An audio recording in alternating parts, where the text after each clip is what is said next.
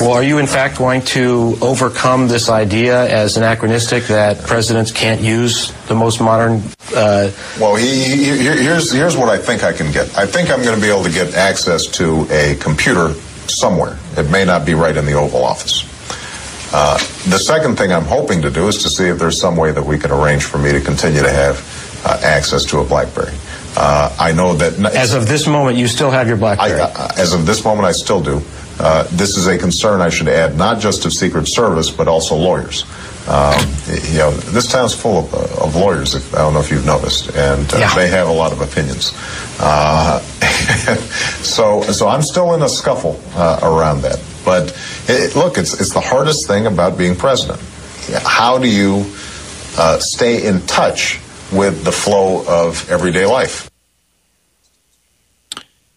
There's Barack Obama defending the use of his private BlackBerry, something no president has ever enjoyed before, the private use of a communication device outside of the White House. Chris Stigall in for Michael Savage. Michael, thanks again for the opportunity to be here. The number, same for you on the Savage Nation, 800-449-8255. Town is full of lawyers, he said. No, actually, the town is filled with founding documents that say you're not free from scrutiny. You're a public servant, and we get to know what you're doing.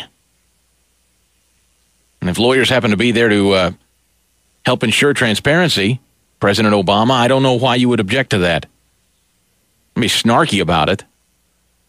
All right, Mike's in Las Vegas, 800-449-8255. Mike, I'm Chris, in for Michael on the Savage Nation. Hi. Yes, thanks. I wanted to have a couple of questions for you.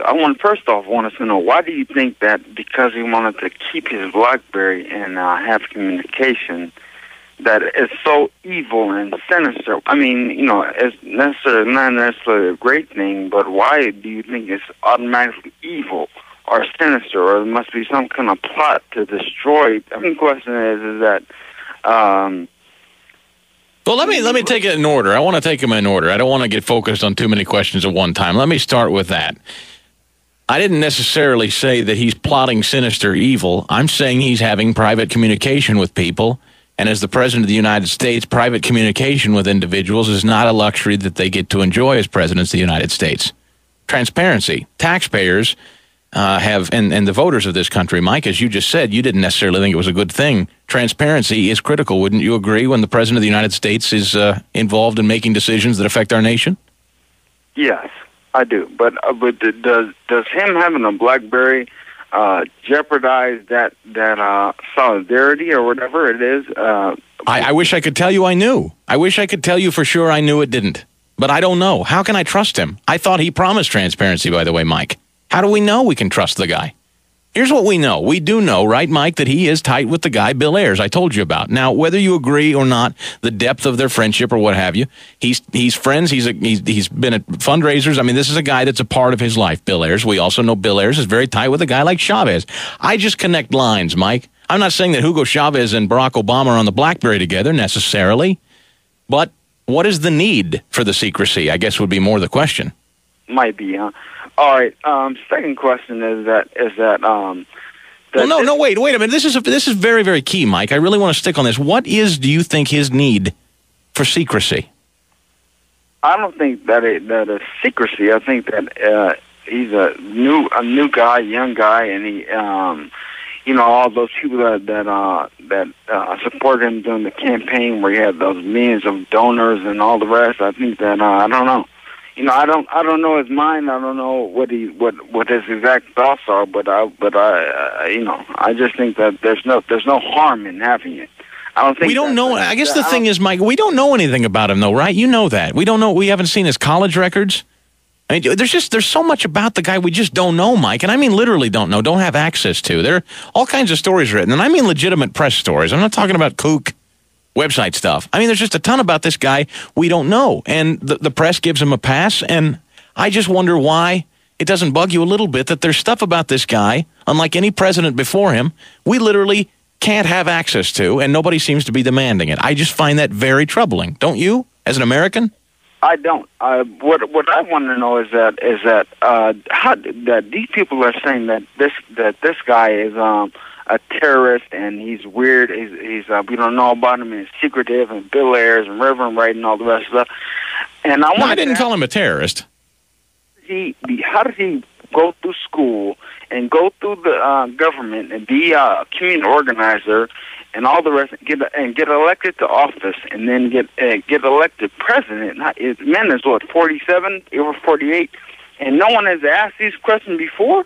After all that longevity in the government, no one's ever questioned before, and nothing's come out before. I don't know. It just seems to me like if there was something there, it would have been exposed during all his long Mike.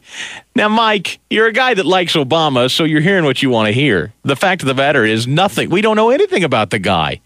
I mean, what do you know about him? What do you know about this guy? A community organizer. He's been in the Senate. He was in the Senate for 2 years. That's all we know about him. We barely know anything about his legislative record while he was in Illinois. We don't know the guy. He has no public record to speak of.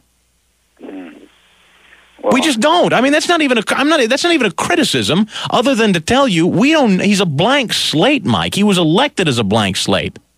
Why do you think? Well, okay, why does that necessarily automatically mean he's evil or sinister or wrong? I didn't say evil. I didn't use the word sinister. I said it troubles me that the secrecy exists.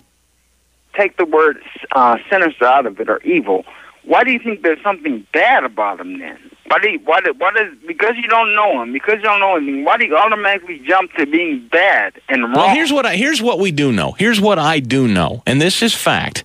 We do know that the man, let me ask you this. I don't want to make this about an abortion show, but let me ask you this. What about infanticide? What do you think about abortion in general? And I'm talking about late term. I'm talking about child born out of the womb, still opportunity to kill child after birth. Do you think that's a crime? Do I think it's a crime? Yeah, of course. Well, I don't know, but I don't know. No. Your instinct was to say, yes, you thought it was a crime. And the fact of the matter is, Mike, in the Illinois state legislature, this guy stood in the way of making that act illegal. That, in my mind, is disgusting. We know his relationship with Bill Ayers, a man who just said on Fox News with Alan Combs a couple of weeks ago that he has absolutely no regrets whatsoever about his own domestic terrorist actions. Bombing the Pentagon and the Capitol building, New York City Police headquarters. This guy ran with some shady folks. He sat in this church for 20 years with this incendiary preacher.